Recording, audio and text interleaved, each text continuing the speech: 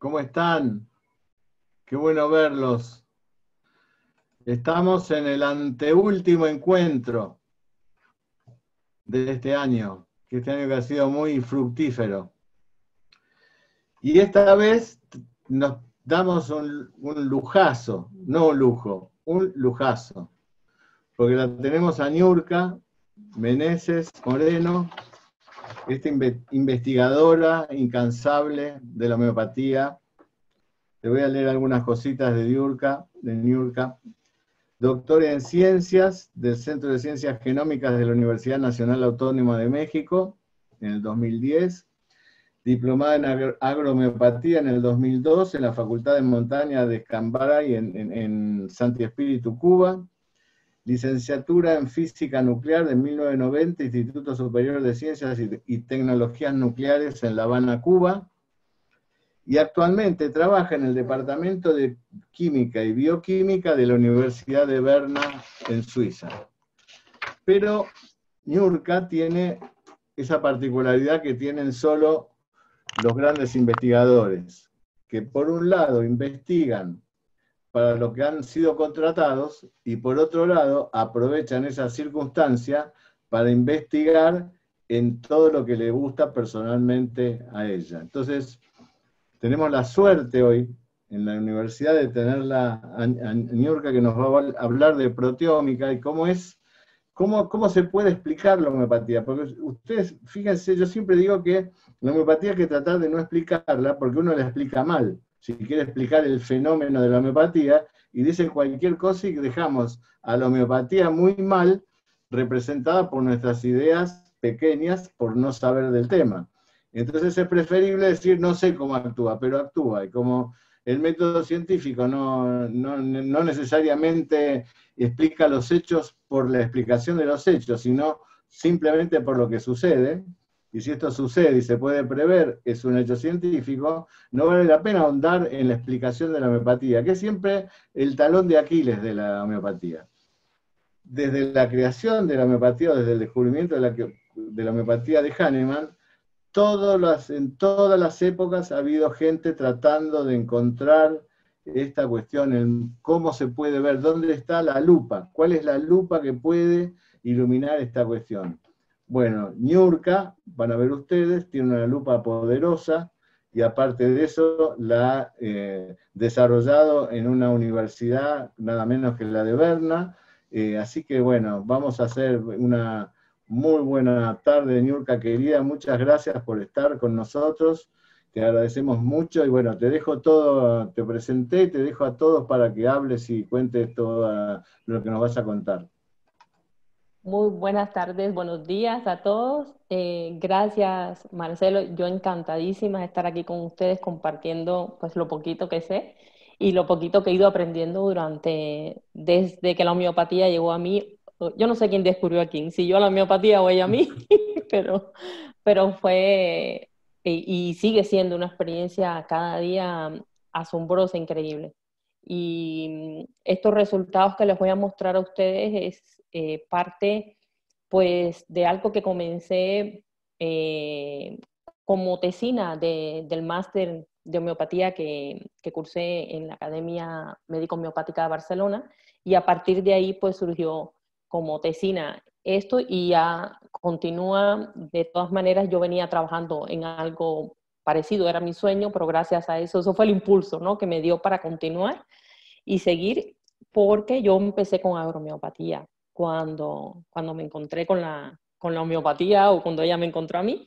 Y entonces, porque bueno, creo que mejor vamos a entrar en materia, y les voy a contar también un pedacito, un poquito de cómo siendo yo físico nuclear y súper escéptica, llegó la homeopatía a mí, y cómo, pues bueno, continué después amando a la homeopatía y la sigo amando como todos los que estamos aquí, me imagino, ¿no?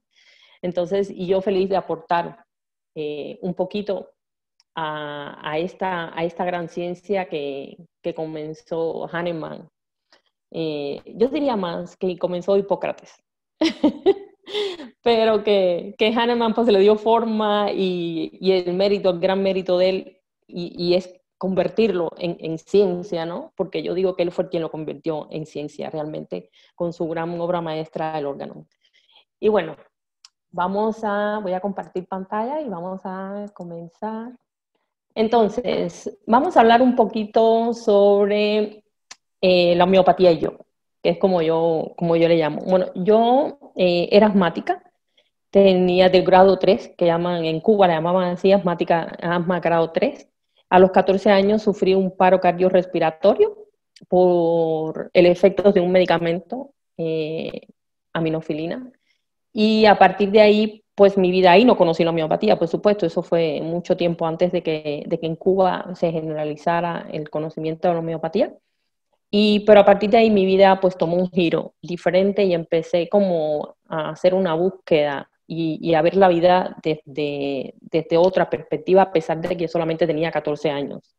Pero eso marcó un antes y un después en mi vida.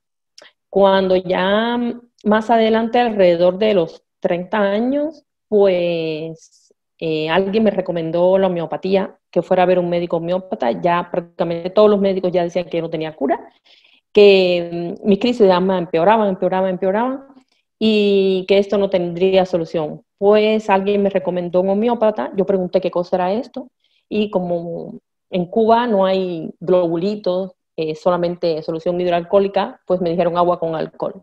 ¿Y qué fue? Que lo pensé, pues cómo el agua con alcohol me va a curar me va a curar a mí pues el asma, ¿no? Pero bueno, como soy muy curiosa también y como ya estaba cansada de mis crisis y de tanto medicamento y que nada resolviera, pues fui al homeópata. Y cuando me senté con el homeópata, recuerdo que él fue súper paciente, porque yo llegué y le dije, mire doctor, yo no creo en su agua con alcohol, pero estoy aquí porque no me queda de otra. Y él fue de verdad muy paciente conmigo. Me sorprendí mucho cuando él empezó pues a preguntarme sobre mis gustos, sobre mis miedos, sobre pues, diferentes cosas que yo, según yo, no tenía nada que ver con el asma, ¿no? Y me sorprendí más cuando me prescribió el medicamento, mi primer medicamento fue arsénico álbum, y pensé, y encima me va a envenenar. Eso fue para mí, pues, un reto, pero también como soy muy disciplinada, pues yo seguí al pie de la letra las instrucciones de mi médico. Él me dijo que igual la primera toma a mí me daban las crisis por la noche, siempre después de las 12 de la noche, cuando después que me despertaba con las crisis y todo eso. Y entonces él me dijo, te lo tomas, si empeoras, vuélvelo a tomar y debes mejorar, si no, déjalo de tomar. Bueno, pasó exactamente como me dijo el médico. Y yo dije, yo me autosugestioné. Esto no es que la homeopatía funciona. Y entonces, pero continué. Como les digo, soy muy disciplinada y yo continué. Un mes después, yo me di cuenta de que las crisis empezaron a disminuir en tiempo, porque ya no era todos los días, era cada una vez a la semana o algo así. Y yo decía, pero no puede ser que yo esté todo un mes autosugestionada, ¿no? Pero en ese tiempo justo que yo estaba peleando conmigo misma y mi mente y tal, mi madre se dio cuenta de algo. Como la solución es hidroalcohólica, tenía que diluirlo en agua y lo que me quedaba yo se lo echaba a una planta. Y fue mi madre quien se dio cuenta del efecto que había causado esa acción sobre esa planta. Y me dice, parece que esa planta es asmática como tú porque mira cómo ha cambiado. Y eso fue lo que me cambió a mí también, porque cuando yo vi el efecto sobre la planta, dije, pues aquí hay, esto no es efecto placebo, ni autosugestión, ni mucho menos. Y corrí a mi médico y entonces a preguntarle sobre si tenía algún conocimiento sobre el efecto de la homeopatía en las plantas. Entonces, afortunadamente, él me dio en contacto un médico mexicano, Germán Guajardo Bernal, ahora bautizado como mi tío Guajardo, porque lo quiero muchísimo. Él me ayudó muchísimo a entrar en este mundo. Mis primeros libros los tengo gracias a él. Él me puso en contacto con las primeros o los grupos que estaban trabajando en agromiopatía en aquel entonces, y yo en Cuba trabajaba en un centro de investigaciones de biotecnologías para las plantas. Entonces empecé a investigar, a hacer, en Cuba, como yo no era ni médico, ni farmacéutico, ni veterinario, pues no podía estudiar homeopatía. Entonces tuve que empezar de forma empírica. Mi médico me prestó también muchos libros, con la ayuda de Guajardo y todo, y bueno, con los artículos que luego empecé a encontrar en internet y que me mandaron con la interacción con estos grupos que empezaron a trabajar, empecé yo a hacer mis pininos ahí, a probar y tal. Y entonces decidí presentar un trabajo el primer trabajo serio fue eliminar o tratar de reducir la contaminación que había en la biofábrica del instituto donde yo trabajaba. En la biofábrica, para el que no lo sepa, es un lugar donde se producen vitroplantas para luego sembrarlas, ¿no?, en el campo como semillas. Y entonces la contaminación era tan grande que se desechaba pues prácticamente el 30-40% de la producción. Y entonces trabajando, probando los medicamentos homeopáticos, pues encontramos que se logró reducir hasta un 5% la contaminación y la pérdida. Entonces esto fue un gran logro. Y ese primer trabajo fue el que yo presenté, lo presenté en el Congreso de Homeopatía de la Liga Cubana de Homeopatía, y entonces allí ya mi asombro fue que me la aceptaron para presentación oral. Yo ni siquiera pensaba que me lo iban a aceptar, pero bueno, mi asombro fue ese, y aproveché, y cuando terminé de dar mi presentación, pues pedí que por favor me autorizaran a estudiar homeopatía. Y entonces ahí surgió la idea del primer diplomado de agrohomeopatía en Cuba, donde fui profesora y estudiante al mismo tiempo. Tuve la suerte de tener unos profesores magníficos y de una experiencia muy bonita, y yo me sorprendía porque todo el mundo me decía, yo lo que no entendemos es que tú ves, cómo tú ves las plantas, que las tratas con homeopatía y se curan. ¿Cómo tú repertorizas una planta? Que eso será tema de otra conferencia, no de esta. Pero bueno, y así comencé, y bueno, pude estudiar homeopatía ya de forma ya seria, o de forma más concienzuda. Y entonces a partir de ahí pues es que surge pues toda esta relación y toda esta pasión por el mundo de la homeopatía. Cuando supe, ¿no?, que tildaban a la homeopatía de pseudociencia, y que su efecto, que no se conocía cómo se actuaba y toda esta historia, pues entonces yo me di a la tarea de enfocarme más en las plantas. ¿Por qué? Porque como las plantas no se les puede acusar de efecto placebo ni de autosugestión, pues era una forma de probar que realmente la homeopatía funcionaba. Y entonces empecé a hacer pequeñas cosillas en el laboratorio también, pero más dedicada a la parte de la agricultura. Como ya les dije, fue gracias a que llegué, que decidí bueno, las circunstancias se dieron y pude entrar a hacer el máster de homeopatía en la Academia Médico Homeopático de Barcelona, y para hacer la tesina pues surgió fue el principio del trabajo que les voy a mostrar, de uno de los trabajos que les voy a mostrar. Entonces, afortunadamente, investigadores de la India, especialmente este señor, que no voy a decir el nombre porque siempre lo digo mal, ha demostrado o ha publicado que en los medicamentos homeopáticos sí hay materia. Lo que la materia que hay en los medicamentos homeopáticos no es la materia que los químicos quieren ver con los ojos y ahí con un microscopio óptico, sino es nanomateria o nanopartículas, que solamente se puede ver con equipos especiales. Y aquí les voy a mostrar parte del trabajo de este gran investigador, y es que él probó varios medicamentos. Yo les voy a mostrar solamente uno para no cansarlos, y probó varias potencias de este medicamento, y mostró cómo a medida que iban aumentando la potencia, pues aparecían nanopartículas de diferentes tamaños. Así, él hizo pruebas hasta las 100.000 CH. Solamente les puse las 50.000 CH aquí en las figuras para no cansarlo, pero estos fueron, como ven qué bonitos resultados aquí en la 1000 CH, se ven de las nanopartículas, qué figuras más bellas. Y él encontró que de acuerdo a la potencia, entonces el tamaño de las nanopartículas variaba. Hay algo interesante, y es como que varía pero oscila, porque aumenta y baja, vuelve a bajar y vuelve a aumentar y vuelve a bajar.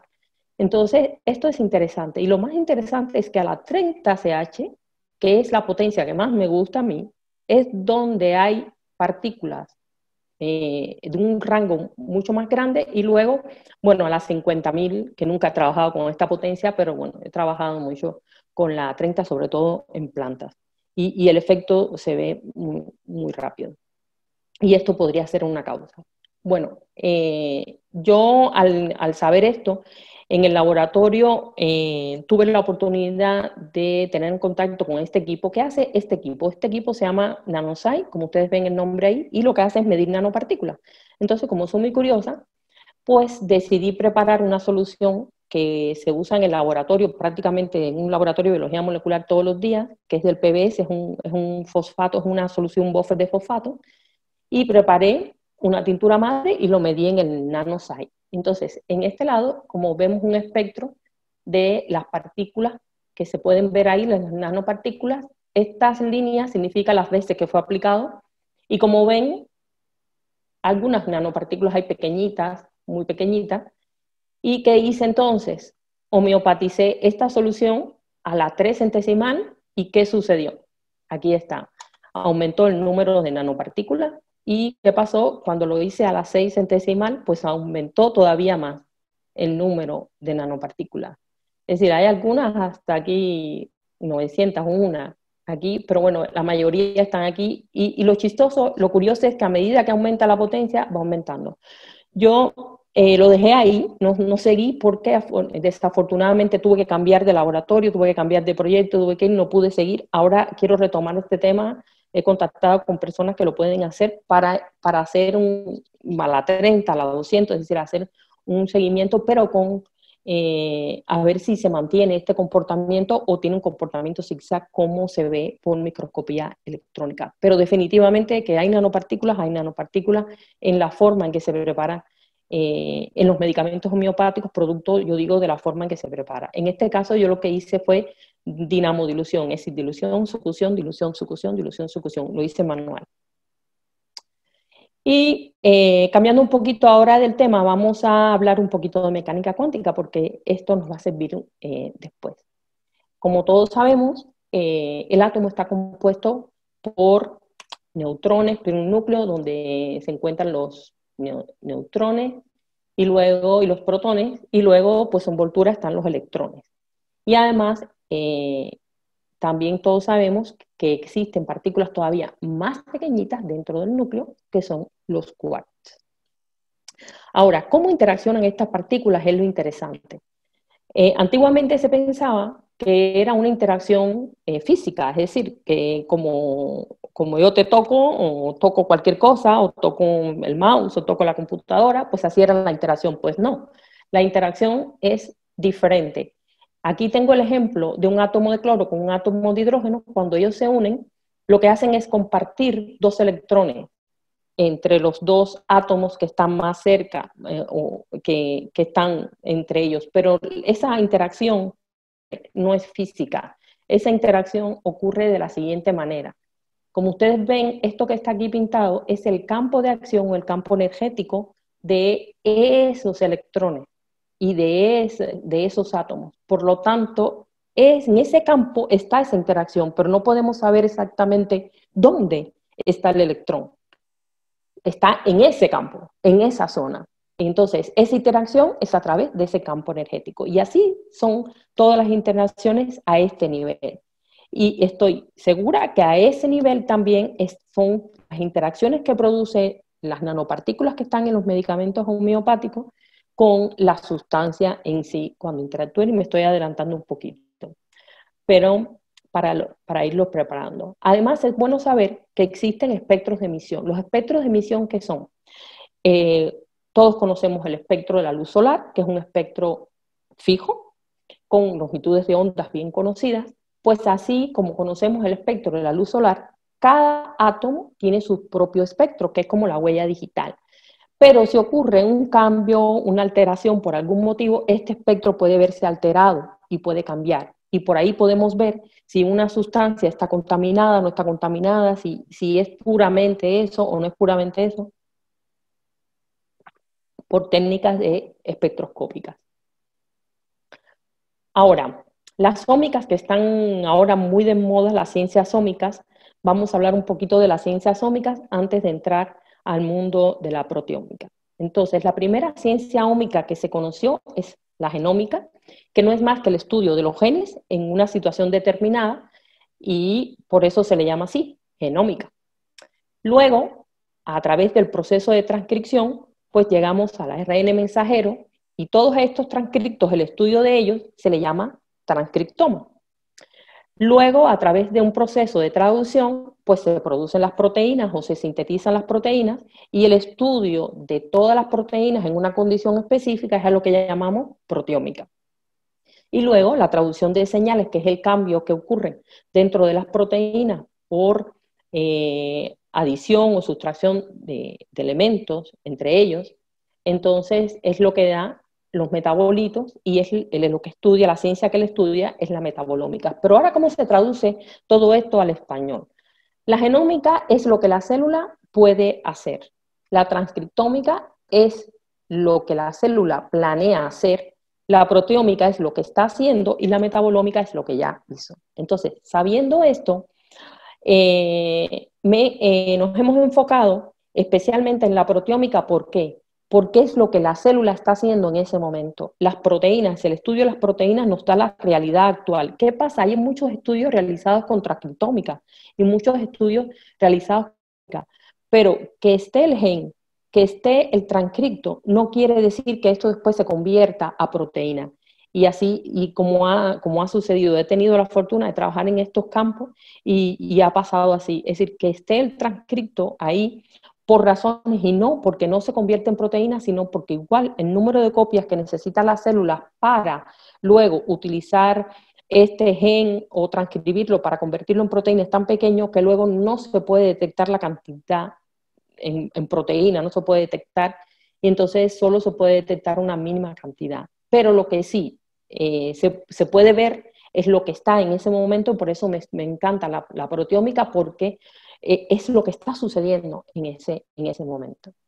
Entonces, este trabajo va a estar enfocado en la proteómica.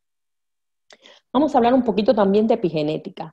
Y de epigenética, ¿por qué? Porque la epigenética es todos los mecanismos que influyen sin modificación del ADN directamente, sin la secuencia del ADN, pero sí el comportamiento o sí el ambiente en el que está rodeado ese gen, o que están rodeados esos genes. Y esos cambios pueden ser provocados por la dieta, porque dormimos mal, por cambios climáticos, por cualquier cosa, por medicamento, por estrés, por ejercicio, por todas las cosas que por todo lo que ustedes se imaginan y lo que no. Esto puede modificar el ambiente en el que se encuentra el ADN, y puede modificar la epigenética de la célula. Un gran descubrimiento es el que fue hecho por Bruce Lipton, donde él demuestra que las creencias es un factor muy importante, donde que cambia también los patrones epigenéticos de la célula. Y en este caso, no los voy a agobiar explicándoles todo eso, pero sí lo que me interesa es que se fijen aquí en esta cadena de ADN. ¿Qué cosa es un cambio epigenético? Cuando ocurre un cambio epigenético, se le agregan a las bases nitrogenadas unas moleculitas. En este caso son grupos, son metiladas, es decir, metilo en este caso, y entonces, pero pueden ser otro tipo de transformación. Y luego, cuando ocurre la transcripción, entonces la RNA polimerasa va a ver algo ahí que lo va a traducir en un codón diferente, y va a producir un aminoácido completamente diferente al que debía producir si no estuviera esta metilación ahí. Y como digo metilación, puede ser acetilación, puede ser otro tipo de modificación, pero eso es lo que ocurre. Es decir, no se produce un cambio en la secuencia genética, pero lo que se produce es un cambio en el ambiente del gen como tal, algo que se le pega, y eso hace que a la hora de transcribir, pues entonces esté modificada luego la proteína. Entonces, cuidado con lo que creemos y con lo que pensemos, porque eso puede traer un cambio en nuestro patrón proteico. Ahora, ¿qué cosa? Vamos a explicar un poquito la proteómica. Para estudiar la proteómica se pueden usar diferentes tipos de muestras, tejidos, se pueden utilizar bacterias, se pueden utilizar células, se pueden utilizar pues lo que queramos que se le pueda extraer proteínas. Y entonces, a partir de ahí, de esta muestra, se hace una extracción de proteínas, y posteriormente esas proteínas se van a a inmovilizar en geles de poliacrilamida que pueden ser de doble dimensión, de una dimensión o en solución, no necesariamente tiene que estar inmovilizada. Entonces, en dependencia de lo que queramos hacer, podemos escoger un método u otro. En este caso, pues a mí me gusta mucho el método del gel unidimensional, de una sola dimensión, y es lo que generalmente he usado. Y aunque también se puede utilizar el método en solución. Ahora, después, ¿qué se hace con estas proteínas? Después que se extrae esas proteínas, pues hay que cortarlas en trocitos. Para eso se usan enzimas proteolíticas, que se llaman, y las proteínas entonces se cortan en péptidos. Y estos péptidos son analizados por el espectrómetro de masas a través de un HPLC, que es una cromatografía de alta definición, una cromatografía líquida de alta definición, y luego a través de un proceso de ionización electrónica, pues esto se convierte en gas, se ioniza y pasa al espectrómetro de masa. Después que está en el espectrómetro de masa, vamos a obtener un cromatograma. Pero este cromatograma en sí no es nada si no lo comparamos, si no tenemos una comparación teórica. Es decir, después que tenemos todo esto experimental, tenemos un software que hace exactamente lo mismo, pero de forma teórica. Entonces, los resultados se comparan y la comparación de estos resultados, los teóricos y los experimentales, es lo que nos da el resultado final. Es decir, lo que coincide es con eso nos quedamos. Es la verdad, nuestra verdad. Y finalmente, pues sacamos nuestras conclusiones y si se puede publicar, se publica, y si no, pues a ver qué pasó y a repetir, ¿no? Entonces, en el primer caso, ¿por qué escogimos Carcinocin? Escogimos Carcinocin porque encontramos 3 publicaciones muy interesantes donde hablaba del efecto de Carcinocin en células y especialmente en líneas en cáncer. Y esto nos llamó mucho la atención y entonces teníamos una línea celular de cáncer de pulmón, la línea celular A549, y entonces decidimos probarla con Carcinocin 200CH. Como ya les dije, usamos entonces electroforesis de proacrilamida en una sola dimensión, que no sé si lo pueden ver aquí, pero lo que básicamente cómo funciona es por diferencia de carga, de potencial, porque las proteínas tienen cargas negativas. Entonces se hacen correr a través o pasar a través de estos geles con diferencias de potencial de negativo a positivo, y entonces van migrando de acuerdo al peso y a la carga. Y luego este gel se tiñe con solventes especiales que nos dan color y podemos saber entonces dónde están los patrones proteicos. Bueno, y la enzima proteolítica que decidimos usar es la tripsina. Hay otras muchas, pero estas, ¿por qué? Porque la tripsina es una enzima que corta específicamente en 2 aminoácidos de forma específica, es decir, en arginina y en lisina. Ahora, ¿qué ventaja tiene esto? Ahora lo explico. Imaginemos que tenemos una proteína y están rojitos son las lisinas y la arginina, y las que están en amarillitos son las lisinas. Entonces, ¿qué pasa? Cuando ponemos la tripsina, entonces va a cortar en cada uno de esos aminoácidos y nos van a dar trocitos de proteínas, que son los que se llaman péptidos. Claro, depende de cómo esté la proteína, cómo esté enrollada la proteína, entonces podemos encontrar lugares a donde la tripsina, donde la enzima no puede pasar, y por eso vamos a encontrar péptidos donde vamos a encontrarnos, por ejemplo, arginina que no fue cortada, porque ahí la proteína no pudo pasar. Pero bueno, tenemos otros péptidos en que sí, y entonces de esa manera, y como no tenemos una sola molécula, tenemos muchas moléculas y muchos péptidos, pues entonces podemos secuenciar pues toda la proteína o una proteína.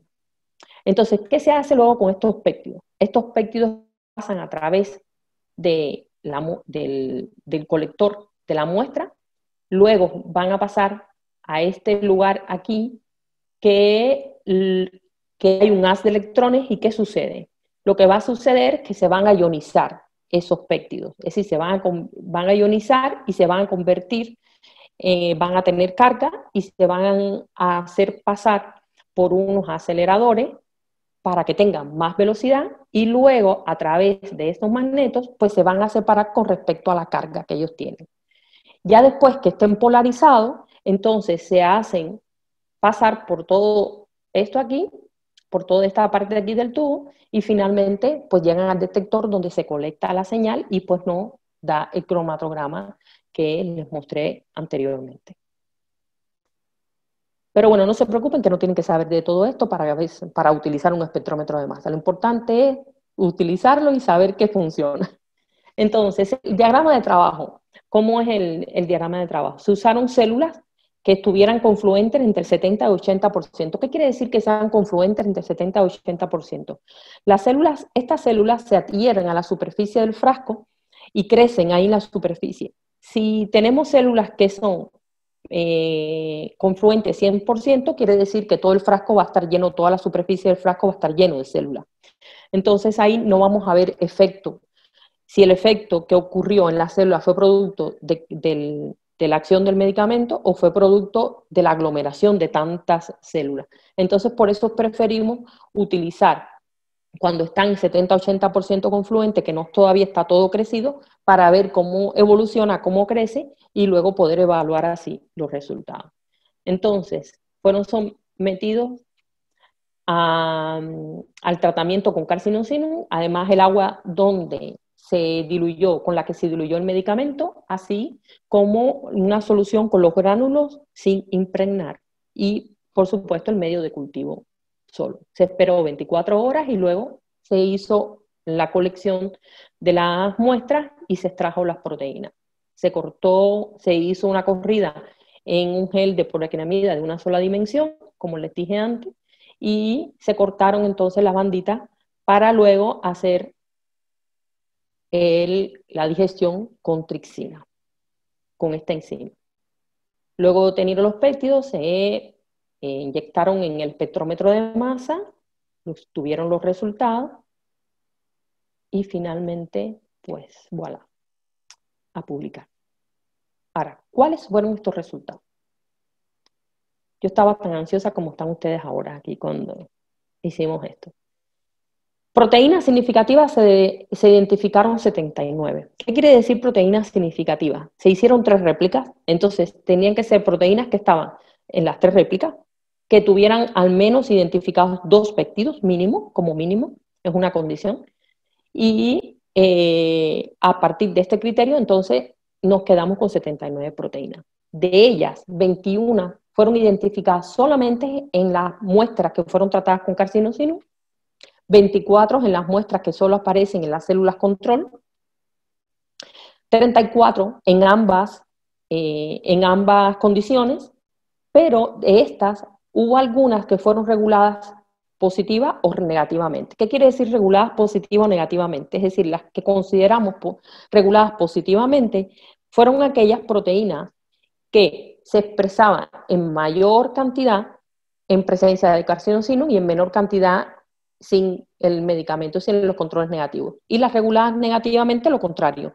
que se expresaban, que eran más abundantes en presencia sin el medicamento, en los controles negativos y con carcinosinum eran poco inhibidas, un poquito su producción, es decir, que disminuía su producción, por eso son reguladas negativamente. Entonces, sabiendo esto, ahora teníamos un problema. ¿Cómo clasificar o cómo analizar todas esas proteínas? Porque pues era la primera vez que nos enfrentábamos a algo así y no sabíamos. Entonces, ¿qué se nos ocurrió? Pues hacer el análisis usando la localización celular, es decir, viendo y la otro análisis de acuerdo a la función que tenían las proteínas dentro de la célula. Entonces, el primer análisis fue viendo dónde aparecían las células, en qué compartimento celular de la célula se encontraban. Y ese primer análisis es el que les muestro a continuación. Es decir, aquí pueden ver las proteínas identificadas en los controles, tanto positivos como negativos, las que fueron consideradas significativas. Y como ustedes ven, podemos ver proteínas citoplasmáticas, proteínas extracelulares, proteínas mitocondriales, proteínas nucleares, proteínas retículos endoplasmáticos, en todos los compartimentos celulares. Luego, las que fueron reguladas positivas y negativamente, también encontramos proteínas pertenecientes a prácticamente a casi todos los compartimentos celulares. Cuando vimos estos resultados, pues bueno, pues ya para mí era suficiente. Yo de los brincos llegaban al techo, yo estaba súper feliz porque ¿qué? Carcinocin actuaba al menos a todos los compartimentos celulares de la célula. Esa fue la primera conclusión que salió de este trabajo. ¿Cómo llega? No tenía idea. Pero lo más importante era que sí había un efecto y que ahora, basado en la función de estas proteínas que se fueron identificadas en la célula, entonces, ¿qué fue la otra forma de analizar? Obtuvimos los siguientes resultados. Aquí les voy a mostrar solamente algunas proteínas para no cansarlos. Como ven, este aquí es el ID o el número de identificación de la proteína con el cual se puede buscar en las bases de datos.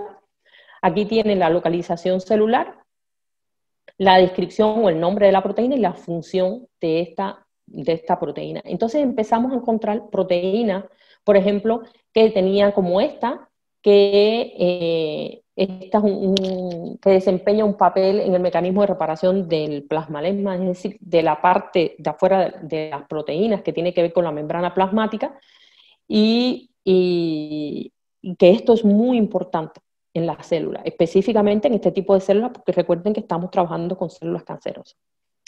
Esta otra proteína, por ejemplo, también está reportada que interviene en la reparación del ADN, de las cadenas de ADN. Y también puede aceptar iones metálicos para trabajar como magnesio y calcio, etc. Y une también magnesio, etc. Y así empezamos a encontrar proteínas muy interesantes. Otra proteína que participa en la reparación del ADN. Aquí no voy a detener mucho, no los quiero aburrir. Pero bueno, y así fuimos encontrando esta otra proteína, es un factor de biogénesis ribosomal, que esto es muy interesante porque está involucrada en la síntesis de proteínas. Entonces, carcinocino induce o activa proteínas que participan en la producción de nuevas proteínas, de alguna manera. Y una proteína súper interesante es esta, la defensina, que fue activada solamente en presencia de carcinocino, o identificada solamente en presencia de carcinocino. Y es una proteína que participa en el mecanismo de defensa de la célula en sí, contra ataques de bacterias gram negativas y gram positivas. Entonces se cree que la defensina mata el microbio al permeabilizar su membrana plasmática, es decir, es una enzima que va hasta allá y se mete dentro del enemigo y pues le hace ahí su trabajo, ¿no? Y eso, pues yo estaba súper feliz con estos resultados. Bueno, y así encontramos otras proteínas también importantes, pero la conclusión que es más importante es que carcinocino está activando proteínas que intervienen en el proceso de reparación de la membrana, reparación del ADN, fortalece la síntesis de nuevas, favorece la síntesis de nuevas proteínas y además activa proteínas relacionadas con el sistema de defensa de la célula. Hasta ahí, pues, les digo, los resultados para mí estaban súper buenos. Yo qué hacer, qué no hacer, yo estaba así como que anonadada por estos resultados, pero cuando analizamos los controles negativos, ¿qué sucedió? Pues bueno, que empezamos a encontrar las cuales habían sido inhibidas por carcinocino, porque recuerden que estos son proteínas que solamente están en los controles negativos, es decir, no aparecen en presencia de carcinocino, es decir, que carcinocino los inhibió, la presencia de carcinocino. Y proteínas que eran necesarias para esta célula cancerosa para sobrevivir o para morir o para hacer los efectos o todo lo que hace una célula cancerosa. Y ya no era necesaria. Hay una proteína interesante aquí que es esta, que interactúa con la proteína Mi protoncogen y van a ver por qué es muy interesante en la próxima, en esta diapositiva. Este es un factor proapoptótico que está presente en casi todas las células cancerígenas. Y esta proteína especialmente fue estudiada por otro grupo que ahora les voy a hablar por qué es tan importante. Y entonces la conclusión de esta parte del trabajo es la siguiente, que la célula definitivamente está condenada a la muerte, pero la buena noticia es que en presencia de carcinocino estas proteínas son inhibidas.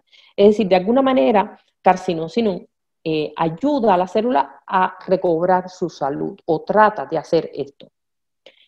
A la par, De esto, un grupo de la Universidad de Barcelona publicó un trabajo en marzo del 2019, donde ellos utilizaban un fármaco o descubrieron un fármaco que bloquea la proteína, la MYC, aquella proteína del protoncogen que inactiva carcinosino. Ellos mostraron, según cuenta la autora, que las únicas células cuya viabilidad depende de esta proteína parecen ser las cancerosas y desarrollan una adicción a esta proteína. Cuando usan este medicamento que apagan esta proteína, entonces la célula cancerosa muere. Además, cuanto más alterada está la actividad de MYC, más agresivo puede ser este tumor. La buena noticia es, ellos usaron exactamente para hacer sus estudios el mismo tipo de líneas celulares que usamos en este estudio, que esta proteína es inactivada en presencia de carcinosino. Es decir, no necesitamos ningún medicamento extra, ya lo tenemos. Y está estudiado y está sido utilizado. Y entonces este para mí ha sido el resultado mayor o el más grande de este trabajo. Desgraciadamente, bueno, como todos saben, no se les da publicidad a la homeopatía, ni se les da a conocer estos resultados a la población que consigue todos estos resultados para que sepan la importancia o para que vean que sí funciona la homeopatía y cómo funciona. Y bueno, continuando, pues bueno, luego analizando las proteínas que fueron reguladas positivas y negativamente, encontramos un grupo de proteínas muy interesante. Aquí les pongo 3 de las que fueron reguladas positivamente y 4 o 3, no recuerdo, 3 también que fueron reguladas negativamente. Y como conclusión es que carcinosinum induce el aumento de la producción de proteínas como la hemoglobina, glicoproteínas, entre otras, y inhibe la acción de otras proteínas que ya no son necesarias o no las necesita tanto las células, en este caso, en su presencia. Entonces, hasta aquí, pues, bueno, hasta aquí yo creo que ya era algo súper interesante que habíamos encontrado y esto me dio como mucho ánimo para seguir investigando en esta línea con otras líneas celulares o con otros medicamentos homeopáticos. Claro, solamente lo que nos hace falta son los recursos, porque como dice Marcelo, pues estas investigaciones yo las hago con mis propios recursos en mi tiempo libre. Y decidimos, a partir de una publicación de un colega, pues decidimos hacer una relación de estos resultados a través de proteínas con la materia médica. ¿Qué relación puede tener estas funciones de estas proteínas que habíamos identificado con la materia médica de carcinosino? Y para nuestra sorpresa, ¿qué nos encontramos? Nos encontramos, por ejemplo, esta proteína que fue identificada en presencia de carcinosino, que ella interactúa con proteínas que están involucradas en esta enfermedad, por ejemplo, y aparece en el repertorio, encontramos una rúbrica, por ejemplo, esta que está aquí, que está relacionada con sarcoma. Es decir, aquí podríamos encontrar una relación. Con esta otra vamos a encontrar todas estas rúbricas en el repertorio, que está relacionada justamente con esa enfermedad. Entonces yo creo que esto es una forma de relacionar esa proteína con la materia médica de carcinosino. Y también esta proteína está relacionada con esta enfermedad, con el cáncer colorectal, y encontramos también en una de las rúbricas en el repertorio es esta. Otra proteína interesante que encontramos fue esta, y ella interactúa con proteínas involucradas, por ejemplo, en estas otras enfermedades, y aquí vemos entonces igual las rúbricas que aparecen en el repertorio que están relacionadas con esa enfermedad y que por lo tanto las relacionan con carcinosino. Aquí igualmente tenemos la enfermedad con la rúbrica y en este caso tenemos otra enfermedad con la cual está relacionada esta proteína y las rúbricas que aparecen en el repertorio. Aquí tenemos otra proteína. Esta interactúa también con proteínas involucradas en esta enfermedad y aquí tenemos las rúbricas que aparecen en el repertorio. No son muchas, así que no se preocupen, no se me duerman.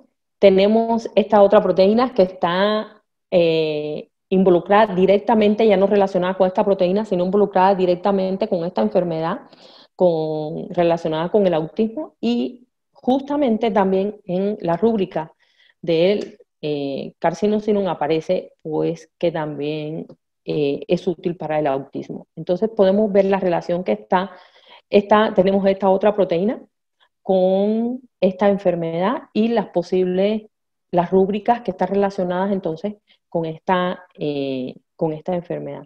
Entonces aquí esto es un trabajo que apenas estoy comenzando a hacer, es una segunda parte de este trabajo, y está muy interesante porque en esto me están ayudando un grupo de colaboradores, de investigadores también, que más adelante vamos a hablar qué estamos haciendo. Estamos haciendo maldades ahí, estamos haciendo más cosas.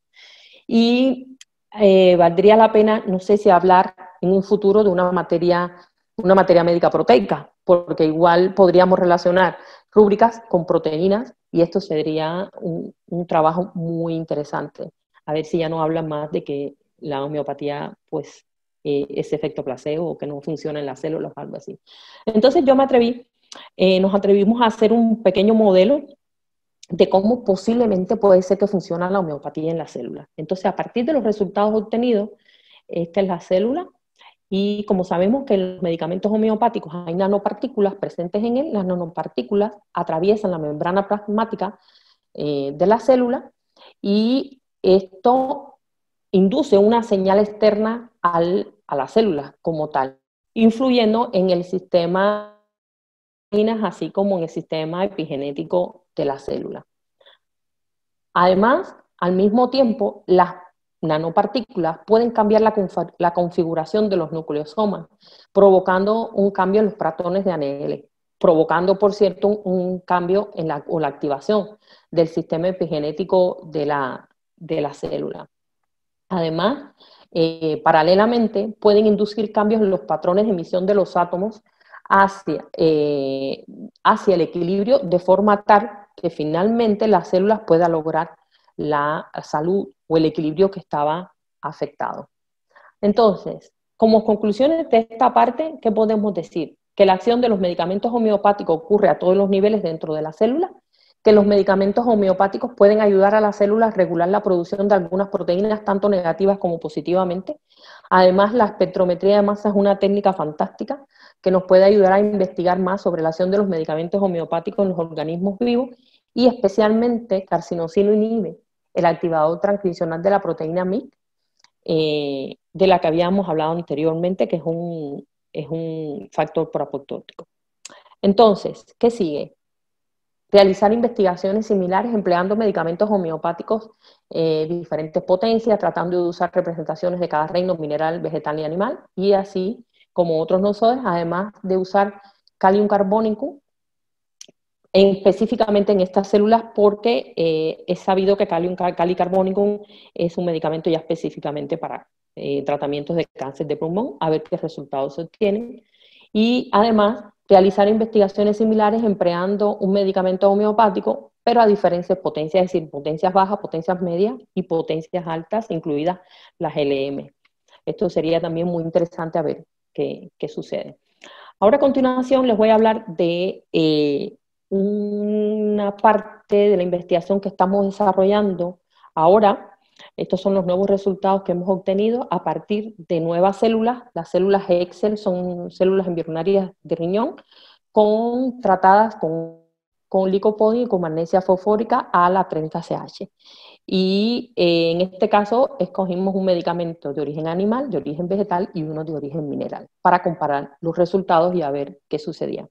Entonces ahora estamos en una encrucijada porque tenemos tantos resultados que no sabemos qué hacer con ellos. El cultivo celular, como les dije, fueron estas células. El diagrama de trabajo es prácticamente igual, la diferencia está en que ahora, en lugar de diluir el medicamento en agua, lo hemos diluido en el mismo medio de cultivo y nos quitamos un control negativo.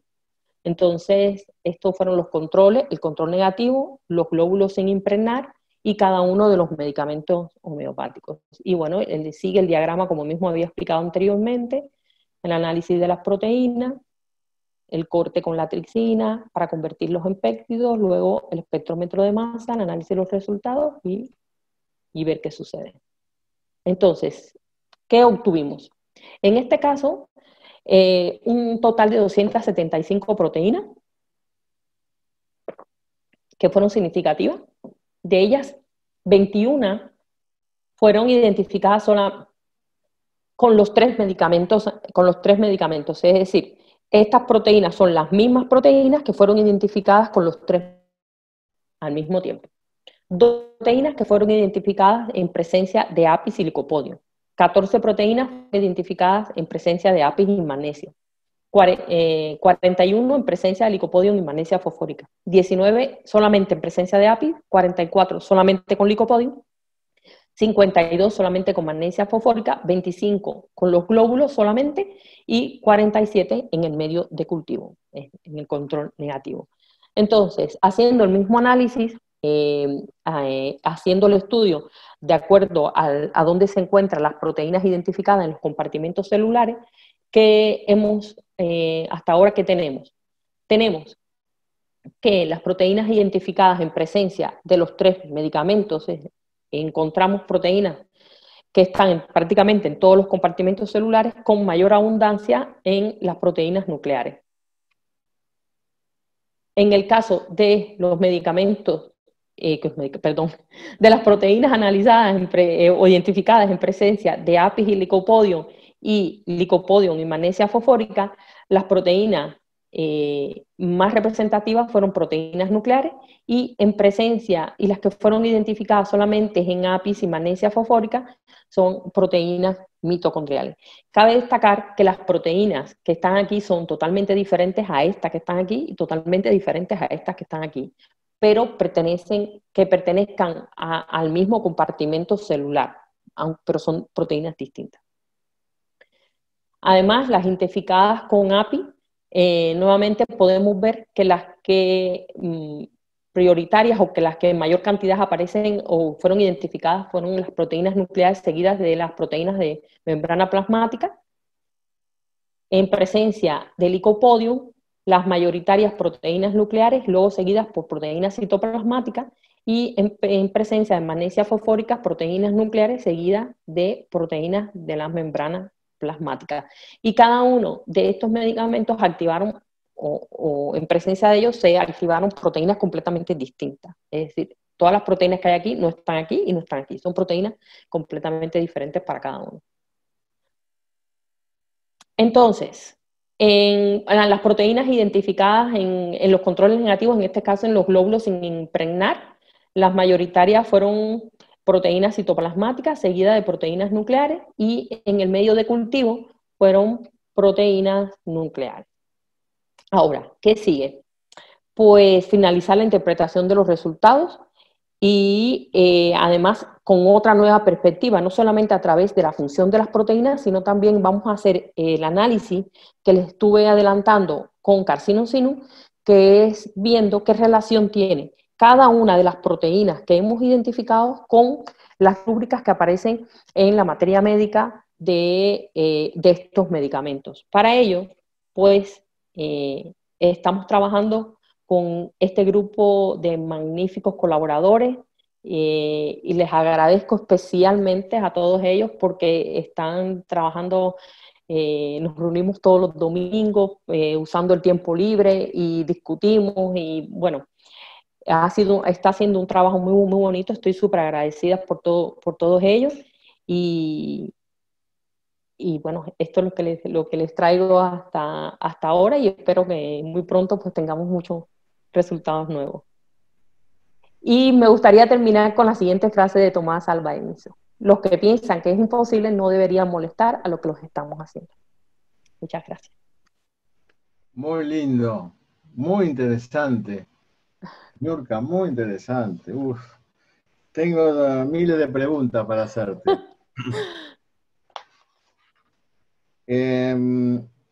Es interesantísimo este descubrimiento que han hecho de poder tener en las proteínas el registro de la acción del remedio, ¿no? Realmente es interesantísimo, ¿no? Verdaderamente es una investigación, aparte, muy hecha con mucha precisión, pero con mucho criterio científico, ¿no? Porque lo verdaderamente interesante es estudiar los rastros, Exacto. que es lo que están haciendo ustedes, los Ujú. rastros, ¿no? Porque es como el bosón de Higgs. El bosón de Higgs es un rastro, ¿no?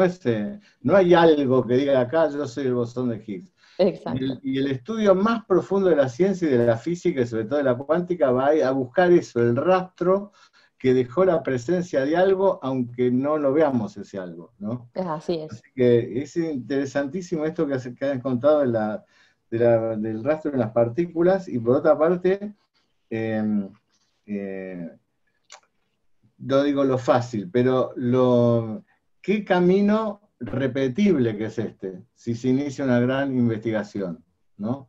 Porque ustedes han dejado todas las bases de un camino que hay que repetirlo, Exacto. ¿no es Ujú. cierto? Que ojalá, bueno, desde la universidad te ofrecemos toda la posibilidad de que ustedes expongan todos sus trabajos, porque supongo que en algún momento va a tener que haber una masa crítica suficiente como para que aparezcan los apoyos que la homeopatía todavía no tiene, que son los apoyos de, no sé, de laboratorios o de gente que quiera Exacto, sí. investigar, ¿no?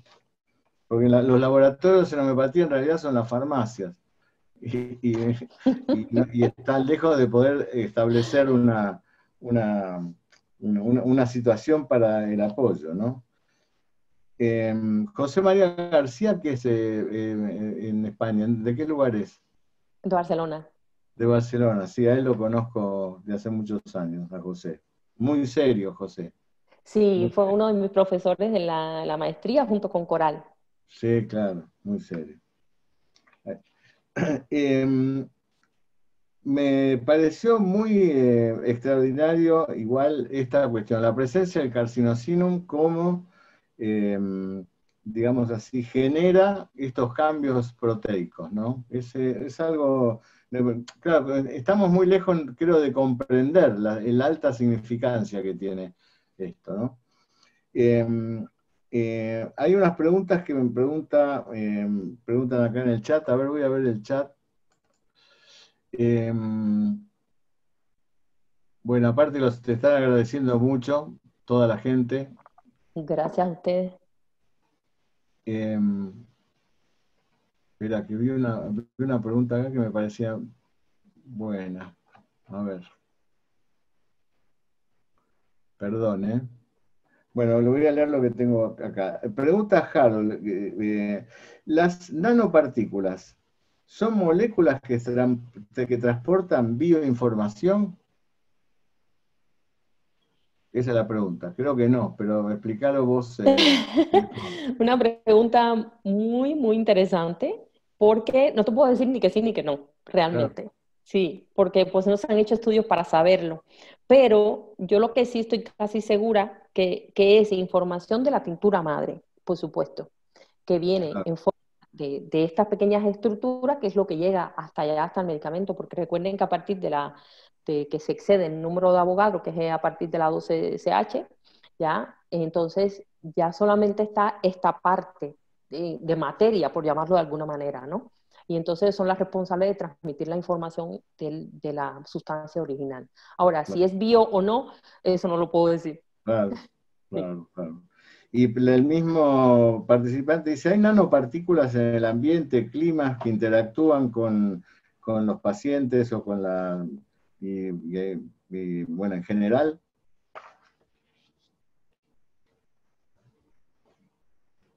Esa es la pregunta. Y nanopartículas está ahí en todo lugar, diría yo, la contestaría yo fácilmente, ¿no? Sí, hay Porque, partículas en todas partes, ah, exactamente. Claro, la ventaja, la diferencia aquí es que podemos llevar estas partículas localizadas, las podemos llevar, es como tener un cañón de nanopartículas, ¿no? Y claro, podemos localizarlas.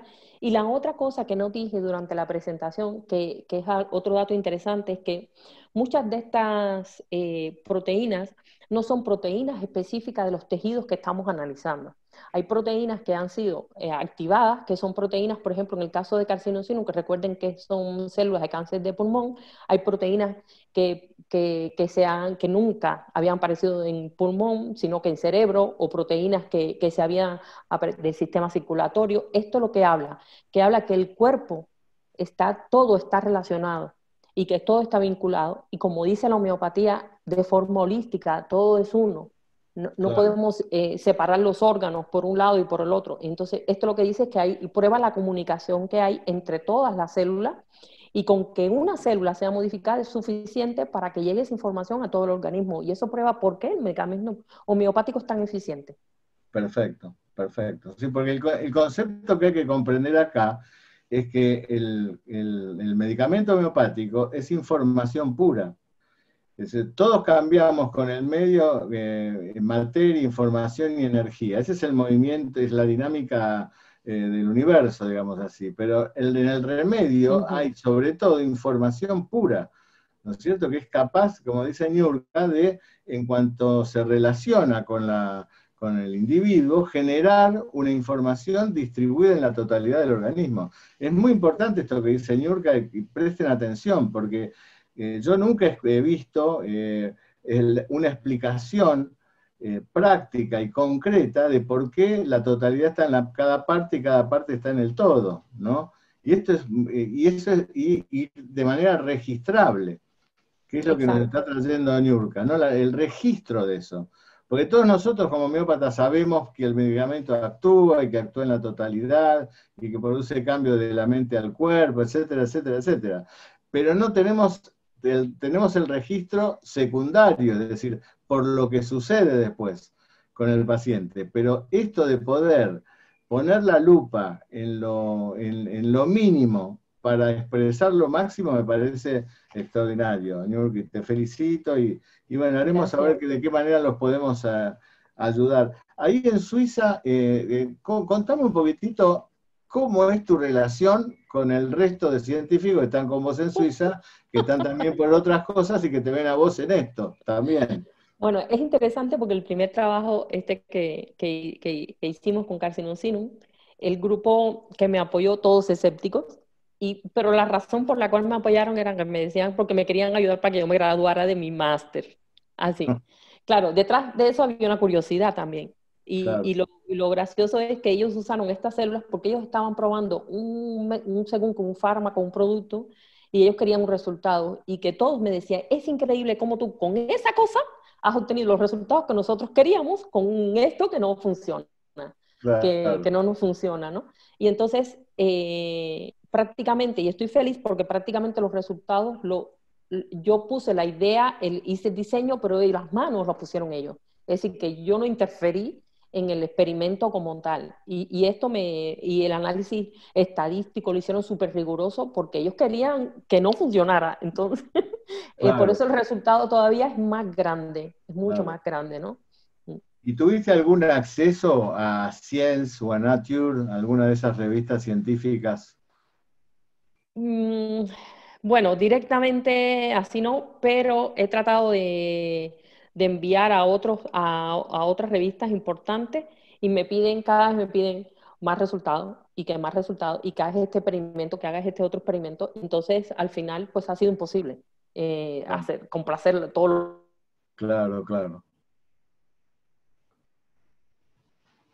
A ver si te quedaste muda.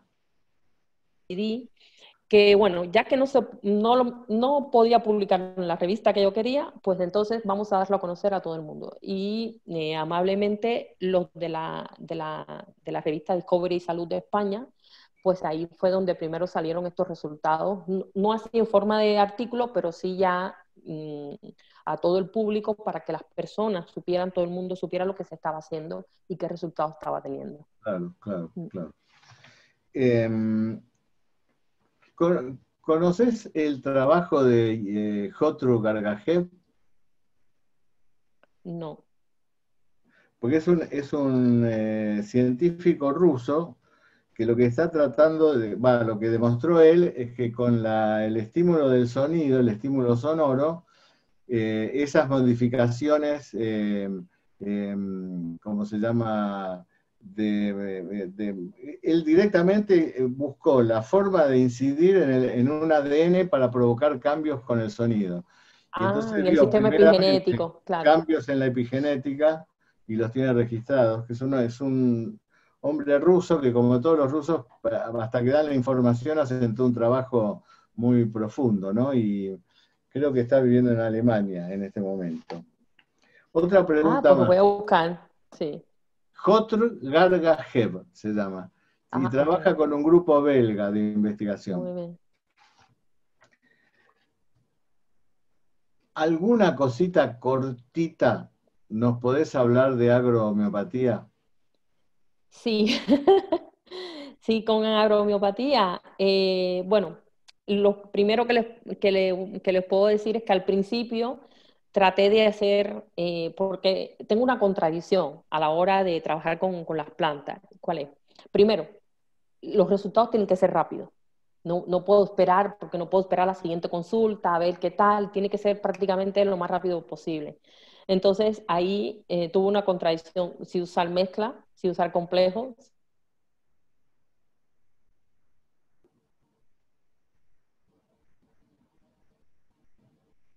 máximo 3. No, no usar supermezclas de medicamentos, pero busco que tenga relación, ¿no? Al menos, por ejemplo, las 3 calcáreas me funcionan muy bien en caso de crecimiento, cuando hay problemas de crecimiento y toda esta historia.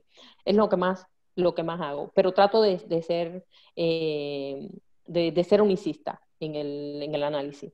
Y lo otro que hago es la visión que busco es miro la planta como una persona de cabeza, es decir, las raíces son el cerebro, el sistema digestivo, por donde entra el alimento, la boca, el tronco, la columna vertebral, la parte de la corteza, la piel, las hojas, los pulmones, los frutos, los hijos, las flores, el sistema reproductor. De esa manera me ha servido mucho para poder llevar entonces la materia médica en humanos a las plantas.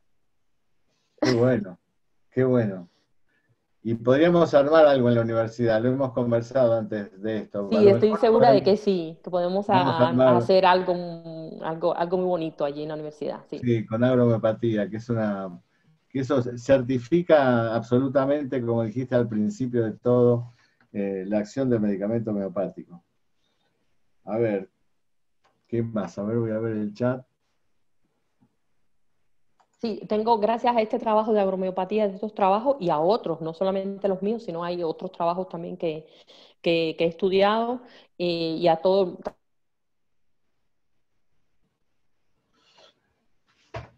Ernesto Mena pregunta desde, que pronto saldrá publicada una materia médica pues para plantas, homeopática para plantas. qué bueno. Ernesto Mena desde Facebook pregunta, ¿dónde podemos apoyar económicamente para que la doctora Meneses siga con este tipo de investigación?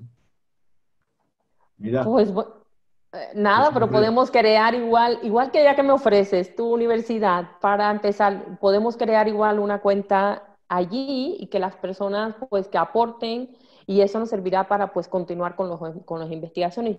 Y yo no quisiera que solamente se hiciera aquí o que se hicieran por todo el mundo, es decir, igual y yo con gusto claro, puedo dirigir esas investigaciones, apoyar en eso, en hacer diseños, en enseñar cómo, pero que otras manos sean que los hagan, porque claro, eso es lo que obviamente. hace falta, Sí, pero sí, sí. igual podemos buscar, y creo que qué mejor que tu universidad, ya que me has brindado tu apoyo, de tener ahí un lugar como una cuenta de esta de crowdfunding o algo así, Dale, para que las personas pues aporten allí. y lo hacemos de tal manera que sea absolutamente transparente. Exacto, sí. Pero bueno, estás invitada y el año que viene en la grilla de la universidad va a haber tu espacio para poder disfrutarte, porque nos quedamos todos de dos maneras. Primero, con la boca abierta, ¿no es cierto?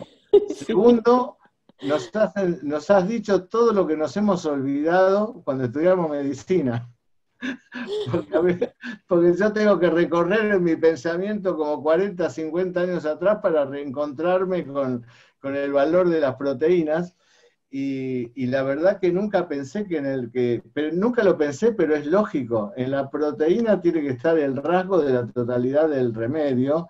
Y te voy a decir algo que es mucho más loco de todo lo que se habló hoy. Debería estar digamos así, la imagen del medicamento homeopático en esa proteína, si lo pudiésemos leer. Porque si el todo está en cada parte, podríamos leer hasta en la proteína la mente, que ese es el concepto más difícil de comprender, que es cómo la parte significa el todo, lo resignifica el todo, ¿no? Exacto, sí, sí, Así totalmente que de bueno, acuerdo. Y es que todas las células, y es que la parte más bonita es que todas las células tienen toda la información genética. Claro, los que se especializan en una cosa, cada quien se diferencia en una función específica, pero eso no quiere decir que en su momento, de hecho, las células y el cuerpo, los organismos lo hacen. Cuando hay problema en un lado, agarran células de otras para suplir esa función. claro. Entonces, y lo que hace la homeopatía es activar todos estos mecanismos porque somos máquinas perfectas. Bueno, dicen están haciendo muchos elogios tuyos y a los que me Gracias, sumo, gracias, gracias. pero quiero destacar lo de Susana Novelo. Dice, la revista Homeopática de México le abre las puertas a la doctora Niurka Meneses para que publique sus trabajos para toda Iberoamérica y le escribiremos muy pronto. Así que bueno, bienvenido, gracias Susana, te lo estoy agradeciendo yo desde la universidad. Bueno, Niurka, una muy buena tarde tuvimos todos, ¿no? Estoy muy contento de haberte invitado y estoy contento de conocerte y de tu sonrisa, y sé que vamos a hacer un montón de cosas más. Así Sí, que sí. bueno, esto va a quedar históricamente como el primer encuentro de algo que supongo yo va a tener un desarrollo mucho más importante el año que viene. Así que Sí, muchas gracias de corazón y por muchísimas supuesto, gracias a ustedes, a ti en especial, a todos los que asistieron y a todos los que de verdad nos quieren apoyar. Y yo súper feliz de compartir con ustedes todos estos conocimientos. gracias querida Niurka. Bueno, gracias a todos, gracias por estar nuevamente. Y el jueves que viene es el último jueves del año y vamos a tener nuevamente a nuestra querida Nescop, que va a hablar sobre homeopatía y el método UMA y psicopatología. Y entonces, bueno, ahí cerraremos el final. Y por supuesto, recuerden, el 12 de diciembre, 3 de la tarde de Buenos Aires, está la fiesta de la universidad, que la vamos a hacer por Zoom, donde va a haber regalos, va a haber premios, va a haber sorteos, va a haber algunas charlitas y va a haber entrega de diplomas también a quienes nos han ayudado todo este año y han participado, y por supuesto, Niurka, estás recontra invitada.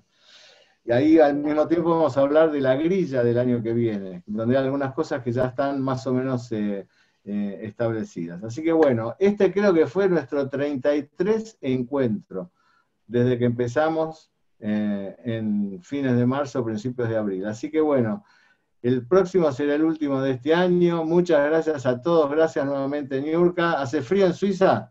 Un poco, Un poquito. Bueno, unos bueno, 4 grados. bueno, acá empezó el calor. Bueno, pero nos une otras cosas, otros climas nos unen, Niurka. Exacto, sí, sí, definitivo. Bueno, un abrazo grande a todos. Gracias por estar. Los llevo en mi corazón. Aplausos, aplausos para